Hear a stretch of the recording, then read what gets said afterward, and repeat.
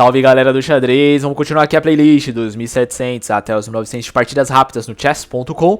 E aqui vamos começar com E4, o jogador faz E5, eu faço cavalo F3, o jogador faz D6 e eu faço peão D4, fazendo novamente aquela estrutura. Isso é muito bom para vocês pegarem a visão, né? Tá tendo bastante partidas assim, então vocês vão pegar a visão de como jogar com as peças brancas. Isso é muito bom, estrutural, né? Vamos dizer, o estrutural. E novamente enfrentando a Philidor, só que dessa vez o jogador fez posições diferentes da Philidor, jogou muito bem a Philidor, né? Diferente dos outros. Porque vocês têm que entender uma coisa, a defesa Philidor, ela é muito complexa. Ela é muito complexa. Quando eu estudava xadrez, que eu pegava para estudar mesmo posicionamentos, aberturas, eu pegava para estudar jogos dos grandes mestres de xadrez, principalmente do Philidor. Eu estudei muito partidas do Philidor. Cara, o Philidor, mano, ele era muito gênio. O Philidor, ele era muito prodígio mesmo do xadrez. Ele era um viciado do xadrez. E ele criava linhas do xadrez, assim, elegantes, tá ligado? Chega a ser bizarro o jeito que ele jogava. Era diferente, era da hora. E o finais de partida do Philidor também era incrível. E, cara, querendo ou não, o que o Philidor pensava era absurdamente difícil de lidar. E detalhe, os jogadores hoje tentam jogar as aberturas do Philidor e passam mó pressão, mó sufoco, porque não é fácil, tá ligado? Não é fácil. Jogar a defesa do Philidor não é fácil. Tem que ser muito bom mesmo. Porque é muita linha difícil, linha complicada, posições estressantes e difícil de lidar, certo?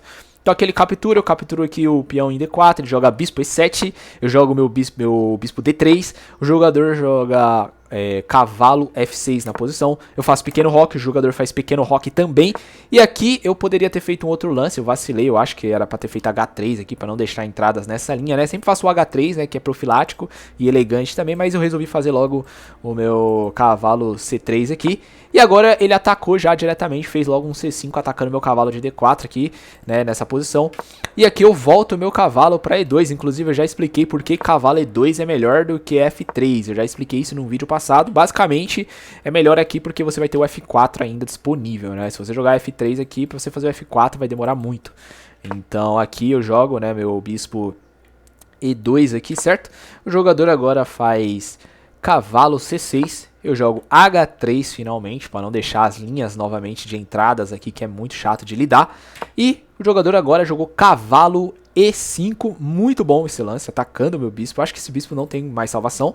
E aqui eu jogo cavalo G3, com a ideia de melhorar um pouco o meu cavalo, com a ideia de fazer F4 e possivelmente jogar aqui um F5 talvez, né? O jogador troca, né, o cavalo dele forte, que era um bom cavalo, mas ele já estava prevendo um F4, tirando o cavalo daqui, pelo meu bispo, que eu não gosto de trocar muito ele, mas fazer o que? Não tinha que fazer aqui, certo? Então aqui eu perdi meu par de bispos, mas, né, estruturalmente falando, não tá ruim para as brancas ainda, certo? Então capturo com a dama em D3, o jogador joga bispo agora em E6, com a ideia, né, de apenas liberar as peças. E olha como o jogador jogou muito bem a Philidor, né, soube liberar as peças, sabe muito bem as linhas da Philidor, legal.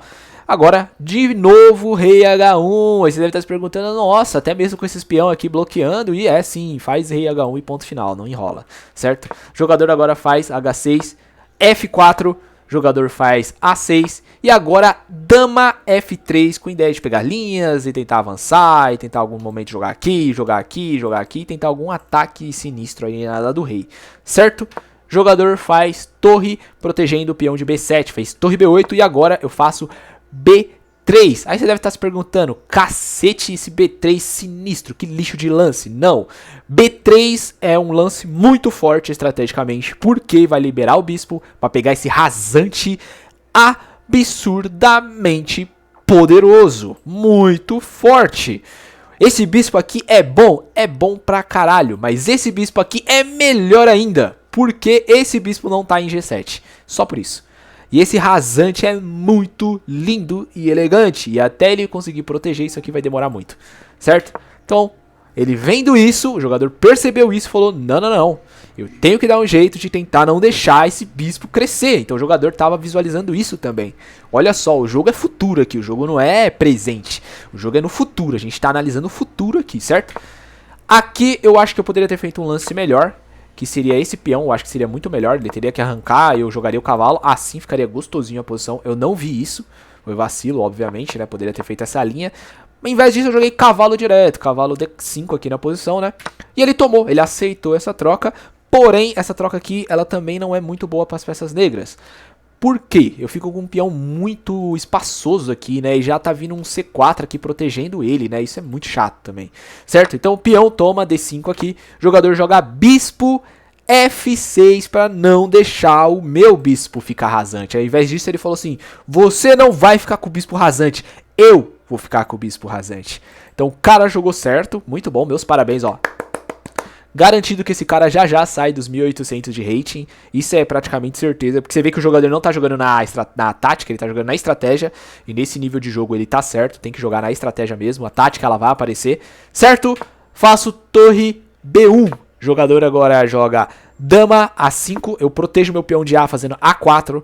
O jogador agora começa a melhorar as peças dele e começa a dar muito trabalho, porque esse bispo aqui é poderoso demais, é um bispo muito chato, muito forte, difícil de lidar, porque agora ele tá centralizado, que eu não considero muito bom. Eu acho que aqui era melhor, mas a ideia aqui dele é tirar o cavalo novamente, né? Então, por isso que ele não manteve o bispo aqui, né? Então ele resolveu jogar aqui em D5, D4, né, com a ideia de manter o bispo forte e ainda liberar o cavalo. E aqui eu jogo o meu cavalo, né, em F5, com a ideia de atacar o peão central dele e ao mesmo tempo o bispo dele, certo? E nessa posição ele volta o bispo cometendo um erro. E que erro foi esse? Voltar esse bispo para F6 foi ruim. Cai um peão central. O peão que protegia toda a posição dele praticamente, entendeu? Peão tomado pelo meu cavalo em D6, e aqui o jogo começa a ficar uma droga pra ele. Por quê? Porque agora eu ganhei uma win condition, e que win condition é essa? Peão passado, exatamente. Eu poderia simplesmente já trocar todas as peças e só esse peão passado já praticamente garantiria uma vitória, uma possível, não é garantido 100%, uma possível vitória, certo? O jogador faz torre em D8, atacando o meu cavalo. Aqui o meu cavalo sai atacando a dama dele, evitando, né, esses ataques aqui nessa posição. Porque se eu voltasse cavalo para cá, ele tomaria meu peão, isso não é bom pra mim, certo? Então eu tive que tirar meu cavalo para C4, atacando a dama dele recua para C7, e agora eu volto o meu cavalo para E3, veja como é bonito e elegante os meus lances. Lógico que meus lances não é o melhor lance talvez da posição, mas são bons lances que faz eu segurar a minha posição. Por exemplo, proteger, ele não vai entregar uma torre por um cavalo, né, um cavalo e um peão, ele não é burro. Entende? Então não tem muito o que ele fazer aqui, já tá tudo protegido nessa posição. Cavalo voltou, finquei meu cavalo. A ideia também da tirada do cavalo daqui também é fazer um C5, um C4 aqui quer dizer, certo? E aqui nessa posição o jogador vai B7 aqui com a ideia de proteger, tentar avançar, fazer alguma coisa aqui, mas eu acho que foi mesmo só pra proteger. Acho que essa foi a única ideia que ele teve mesmo. E aqui C4 é o lance matador, é o lance que quebra demais a posição dele, porque eu protejo meu peão de D5 e ele já viu que isso aqui vai ser chato pra ele lidar. Quero mostrar aqui pra vocês, vou virar o tabuleiro. Olha isso aqui, cara, incomoda pra caralho. Incomoda pra porra você saber que tem esse peão aqui. Puta que pariu, cara. É aquele bagulho, um peão passado. Puta merda, mano. O bagulho tem alma, tem espírito. É como se fosse Deus trocando ideia com você e falando: você tem um peão passado, eu tô contigo aqui, eu estou do seu lado, tá ligado? É tipo, suas preces, sua reza dando certo, sabe? Caraca, que brisagem, né? Mas beleza, vamos continuar aqui. Jogador... Vamos colocar deuses do xadrez, melhor. Os deuses do xadrez falaram o seguinte: peão passado tem alma, certo, garoto? Ixi, me empolguei. Vamos continuar aqui. Torre em E8. E aqui eu jogo bispo. Finalmente eu tiro o bispo para B2, fazendo rasante.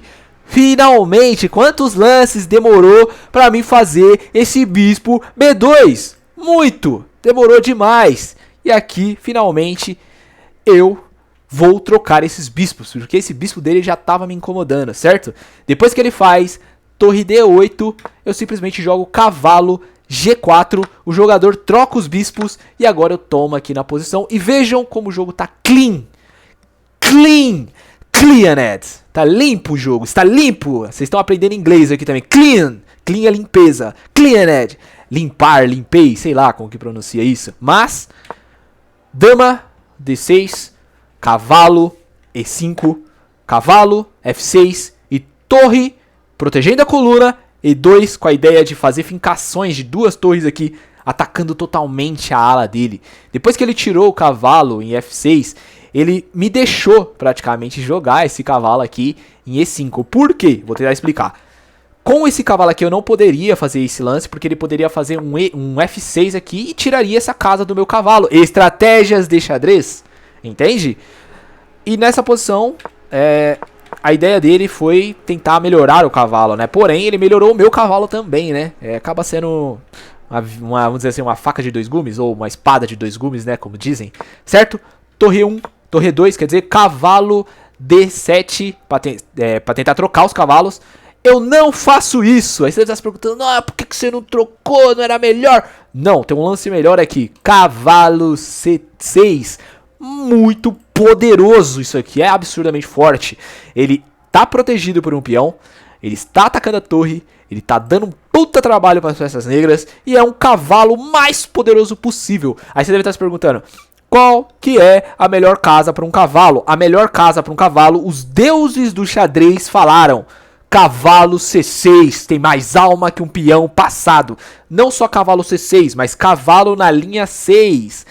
Exatamente. Se um cavalo chegar na linha 6, protegida por um peão, ele é mais forte que uma torre. Ele deita e rola nas torres. É muito agressivo, é muito poderoso, é muito forte. Então um cavalo, por exemplo, um cavalo negro na linha 3 das brancas, protegido por um peão negro, é muito poderoso. Do mesmo jeito que o cavalo na linha 6, protegida por um peão, é muito agressivo, muito poderoso. São as melhores posições para um cavalo no tabuleiro de xadrez. Nunca se esqueçam disso, certo? Então agora o jogador faz torre C8, com a ideia de tentar atacar a posição e proteger também ao mesmo tempo, com a ideia de fazer cavalo B8 para tirar o meu cavalo daqui, que tá monstruoso.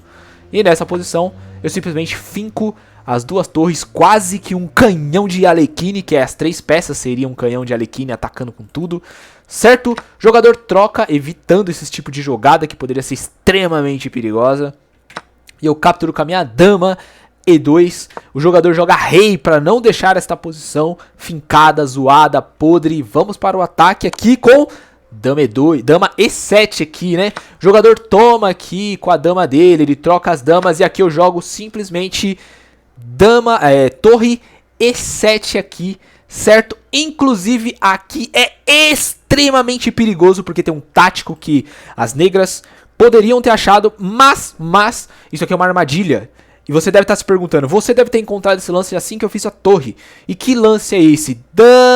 Torre toma cavalo C6. Exatamente, o cavalo protegeria a minha torre. E se eu tomar aqui, ele toma a minha torre, ele tá com um cavalo a mais. Eu me fodo aqui. Mesmo que eu tome aqui, ele toma. E aqui eu tô totalmente fudido, porque o rei dele tá mais posicionado. Está melhor na posição, entende? Pode dar muito trabalho, certo? Porém, ele não pode fazer esse sacrifício aqui, porque tem um lance muito mais letal do que a tomada, né, da torre aqui, por exemplo. Muito mais letal, que é o quê? Se ele tomar minha torre, eu avanço o meu peão. Exatamente!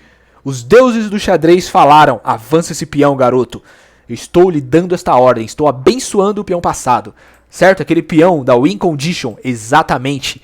Aqui não tem como parar a promoção. O cavalo não tem como parar. Não tem como jogar em B6 para parar a promoção. Não tem como o rei dele jogar aqui porque o peão ataca a casa de D8. Não tem como ele jogar rei aqui. Vai ser coroado.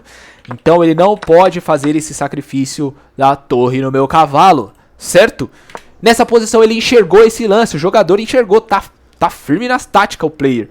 Certo? Na posição que eu volto a minha torre para E2, aqui eu simplesmente simplifiquei a posição, porque eu sabia que o meu win condition era esse peão, eu não precisava ter medo, eu sabia que eu iria vencer, certo? Jogador joga cavalo F6, e agora eu jogo G4, avançando os peões, ele joga cavalo H7, eu avanço meu peão para G2, o jogador joga cavalo F6 novamente, eu jogo meu rei F3, ele joga peão G6, e eu jogo meu peão H5, ou H4, o jogador agora faz rei G7, eu subo meu peão atacando tanto o cavalo dele quanto o peão dele, peão G5, ele teve que tomar nessa posição, e aqui eu tomo com o meu peão DH, aí você deve estar se perguntando, por que não o peão de F, por que não o peão de F? Quanto mais peões centrais você tiver, melhor no final de partida, Nunca se esqueça disso, peão no canto em final de partida não é tão bom quanto um peão no meio do tabuleiro, ou pelo menos nas fileiras mais perto do meio do tabuleiro, certo? O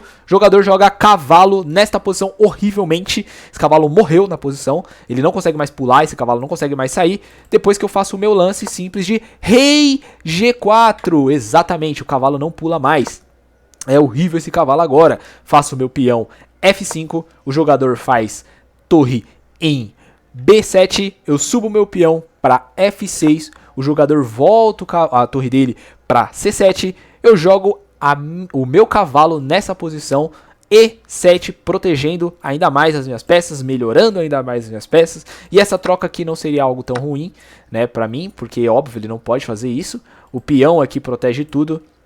Então essa posição para ele tá arruinada, aos poucos está sendo arruinada, aos poucos está piorando. Aquilo que eu falei, o cavalo dele jogou no canto, não consegue sair com o cavalo, não consegue fazer mais nada com esse cavalo. É como se eu tivesse um cavalo a mais aqui praticamente. Eu tenho 1 minuto e 24 no relógio, eu tenho que conseguir ganhar essa partida nesse 1 minuto e 24 no relógio. Tenho que tomar cuidado, obviamente, né? E aqui novamente ele joga a torre, ele tá tentando enrolar a partida o mais rápido possível. Torre D7 na posição, eu jogo minha torre D2 para tentar proteger o peão e avançar logo. Então ele bloqueia, ele não quer deixar, tá tentando me enrolar novamente, e aqui eu jogo o cavalo atacando tanto a torre quanto o peão dele, e aí a posição começa a arruinar, certo? Cavalo C8, muito forte, ele recua a torre dele para D8, eu capturo o peão de B6, o jogador joga B8 torre e leva o duplo, exatamente. Se ele tivesse mantido mais a pressão, continuado jogando certinho, sem vacilar, sem errar, talvez ele pudesse segurar a partida para me perder no tempo, né? Mas é aquilo que eu falo, tem que pensar um pouquinho também, se tem 2 minutos, joga, pô, pensa um pouco. E aí levou o duplo, facilitando ainda mais, né, a minha posição de xadrez aqui. Então isso aqui é maravilhoso pra mim, certo? Capturei a torre dele, ele vai, continua jogando. E aqui eu vou jogar mais rápido, porque não tem mais o que fazer, né, pro jogador, né? Começa a tomar posição e de novo, ó como o cavalo dele não fez mais nada. Ele não joga mais o cavalo, não consegue sair com o cavalo, não consegue fazer mais nada. Estrategicamente falando, ele matou o próprio cavalo. Tomo, dama, e aqui simplesmente o jogador abandonou a partida. Não tinha mais o que fazer. Isso aqui serve de lição, essa partida pra vocês. Eu sei que foi uma loucura, né? Uma doideira essa partida. Os deuses do xadrez dão essa vantagem da win condition. Nunca se esqueçam, né? Um peãozinho passado, os deuses do xadrez, eles dão alma pra esse peão.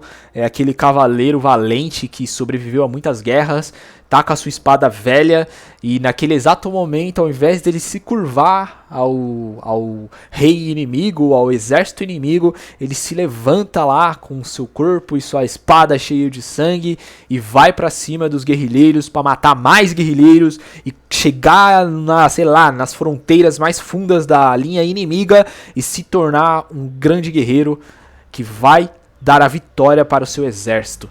Nossa, filosofei agora, hein?